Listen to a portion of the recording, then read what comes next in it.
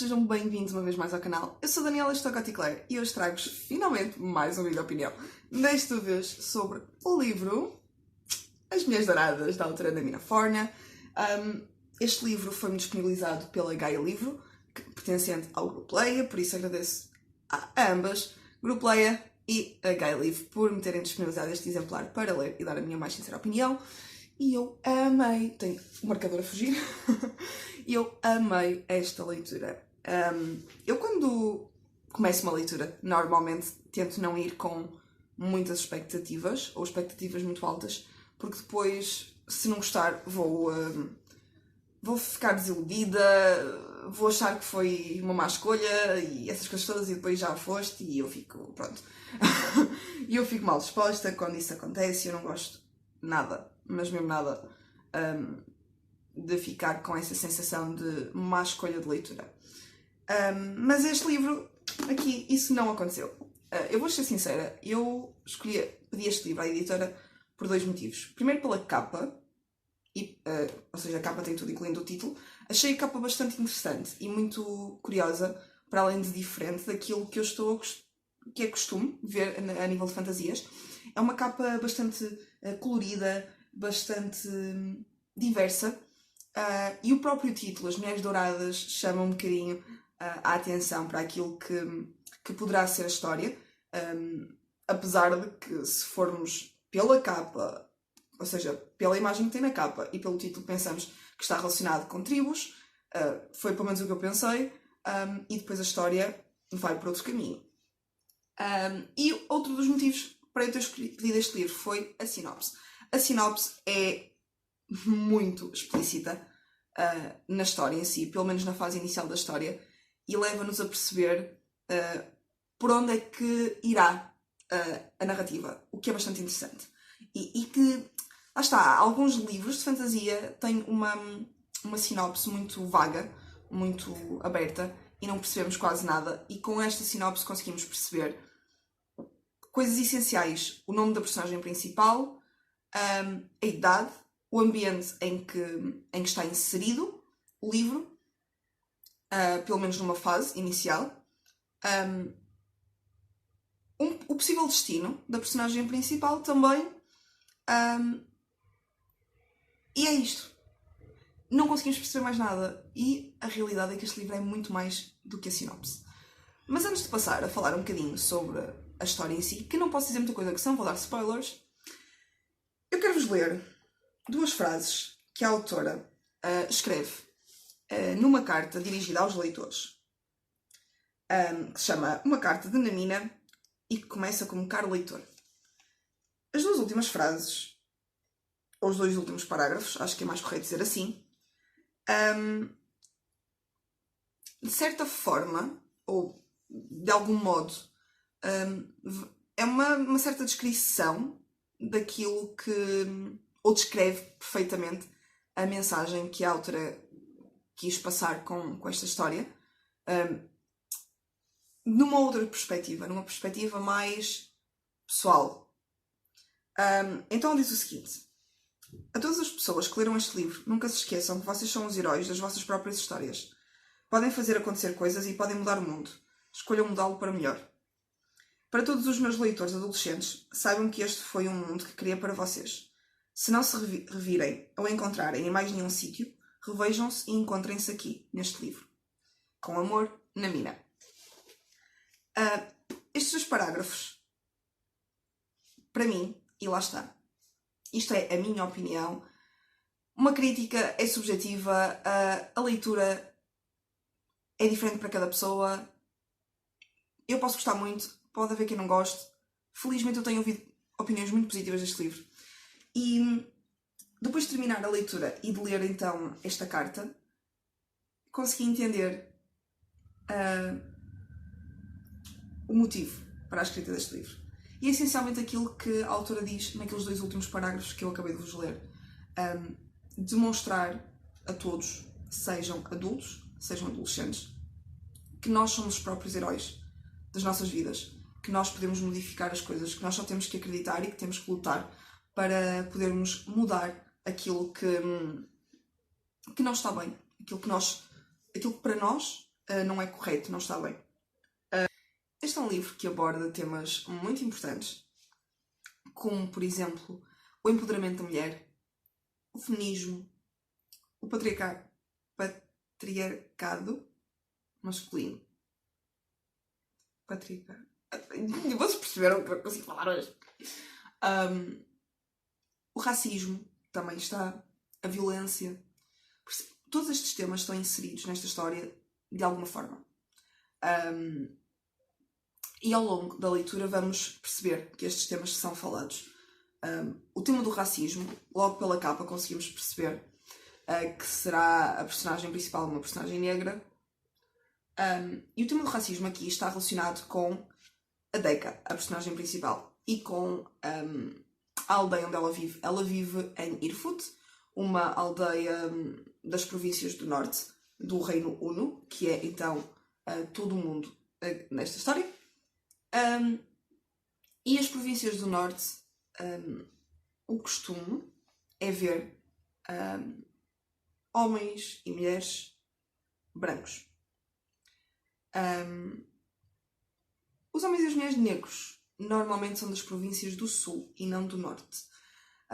E então, lá está, vemos esta distinção logo no início. Vemos através da narrativa, através da narração da história, e aqui já não tanto daquilo que é dito pelos personagens, mas da narração, a forma como a população desta aldeia vê a Deca. Ai, eu agora estava a pensar se tinha dito mal o nome dela. A forma como esta população vê a Deca, como olha para ela de lado, como, apesar de ter crescido naquela aldeia, ela ser discriminada, ser vista como uma outsider, como alguém que não pertence àquela aldeia, àquela comunidade. E a realidade é também um bocadinho essa visão que as pessoas têm da Deca, que fazem com que ela se sinta constantemente diferente e à parte de tudo aquilo que é a normalidade da vida dela. Para além destes temas, também temos aqui o tema do amor, que aparece sempre. Lá está, há quem descrevem esta ficção como fantasia, mas também descrevem esta ficção como romance. Podemos ter um bocadinho das duas coisas. Eu sinto isso. Eu acho que aqui temos um bocadinho das duas coisas. Temos então uma fantasia e temos um romance, uma ficção, não posso dizer distopia, porque não acho que pertença à ficção distópica, mas lá está uma ficção fantástica, uma ficção de romance, uma junção. Temos então o tema do humor, o tema da amizade, o significado da família, que neste caso não estamos a falar só da família de sangue mesmo, da família biológica, estamos a falar de outros tipos de família. Lá está, temos estes temas todos inseridos numa história que vai abordar temas muito mais importantes. Então, assim, um bocadinho de uma sinopse resumida, sem spoilers. Este livro conta-nos então a história de Deca, uma menina de 16 anos, que, tal como eu já vos disse anteriormente, é diferente de todos aqueles da sua aldeia, de Irfut, por ser negra, por ser mais parecida com a mãe do que com o pai. E para além disso, ela própria se sente diferente, ela própria sente que algo nela não está bem. E ela tem um medo irracional daquilo que é a cerimónia de sangue. A cerimónia de sangue é um momento, é uma tradição em que as raparigas, aos 16 anos, são testadas para saber se são puras ou não.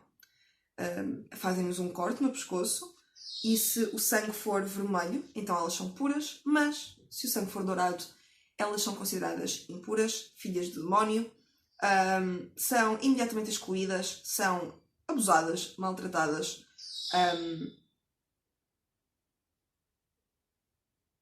são vítimas de todo o tipo de atrocidades que podem imaginar, por causa do seu sangue, por causa da sua descendência. Mas a Deca tem a sorte de ser resgatada por uma mulher estranha, misteriosa, que ela não sabe quem é, não entende o porquê daquela mulher a ter ido salvar. Uma mulher que a leva para... eu estou-me a tentar lembrar do nome da cidade principal, que é... Onde está? Que eu não encontro. Imaira. É Imaira. Este aqui é o mapa, pronto, deste mundo. Então, a Deca é daqui, de Irfut, e vai para aqui, para Imaira, que é então a capital do Reino Uno. E ela vai então para esta localidade para se juntar às outras Alaki, que são então estas jovens que são descobertas com sangue dourado, com sangue considerado do demónio. Elas vão então para uma localidade, para um campo de treino, que se chama Warto Beira. Neste campo elas são treinadas para se juntarem ao exército do reino, para combaterem contra a chamada pior escória, acho que é assim que se diz, que existe no reino, contra aqueles que tentam, e isto é o que nós sabemos desde o início da história, que tentam destruir então os humanos. Eles são chamados de estridentes, são uns monstros, dizendo assim, muito grandes e que têm a capacidade de matar qualquer um que se intromete à sua frente. E então as Alaki vão todas para campos de treino. No caso da Deca, a Deca vai junto com outras Alaki muito fortes para o Artubeira e aí é treinada pelas Carmoco. Eu nunca sei dizer estes nomes. Porquê que eu nunca sei dizer estes nomes? Expliquem-me. Carmoco. Sério, eu nunca consigo dizer os nomes. Que são então as sacerdotisas, aquelas que têm a capacidade de as treinarem, que são como elas, que não digo que são como elas, mas que têm capacidades diferentes que outros não têm e que podem, então sim, treiná-las e ajudarem-nas a atingir o seu objetivo. Mas a história não é só isto, a história é muito mais que isso. A história é completamente imprevisível. Vamos encontrar situações que não estávamos nada à espera. A história vai ter muitas reviravoltas. Não se consegue, de modo algum, imaginar o final. Em nenhum momento. Não se consegue imaginar. Vamos ter algumas pistas, sim, é verdade, ao longo da obra, mas não atingimos aquilo que será o final até estarmos a ler aquele capítulo 39, que é o último capítulo, o derradeiro capítulo, o capítulo que, o 38 e 39, que nos explicam exatamente o que é que se passa e o que é que se está a acontecer naquele mundo que é completamente diferente. E isso é muito interessante e realmente eu acho que é das melhores qualidades que este livro tem, para além da história em si, da narrativa ser muito boa, mas o elemento de surpresa é muito, muito, muito importante para mim e é qualquer coisa. Apesar de tudo o que se passa à volta deste mundo ser muito bom, de ser uma narrativa ótima, de estar muito bem contada, de estar muito bem escrito, de tudo o que está neste livro ser bem sintetizado.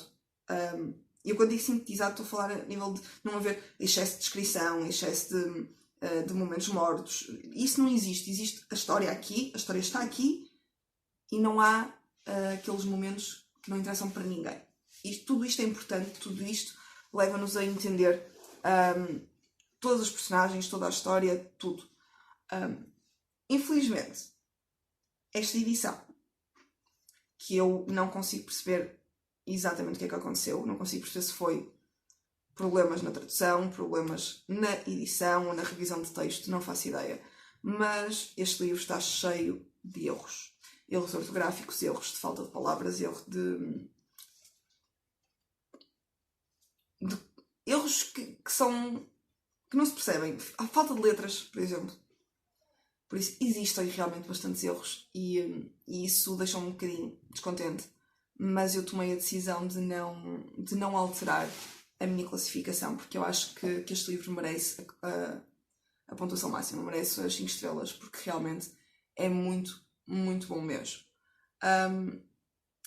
Espero sim que a editora, ao ver tantas pessoas a dizerem o mesmo, porque eu já vi muitas outras pessoas a queixarem-se do mesmo, dos erros, que eles verifiquem e que uma próxima edição então já tenham estes erros corrigidos, porque é uma pena.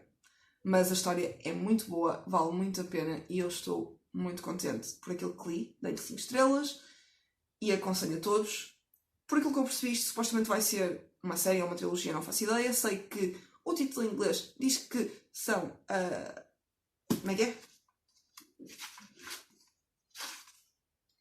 Onde é que está? Deathless, é assim que se chama, Book 1, The Gilded Ones. Ou seja, supostamente tem mais que um livro, vai ter mais que um livro, por isso eu espero que os próximos sejam muito bons e eu estou super, super, super feliz por esta leitura. Por isso, pessoal, já sabem, se gostaram do vídeo, coloquem like, subscrevam o canal, carreguem no sino para receberem todas as notificações e vemo-nos no próximo vídeo. Tchau!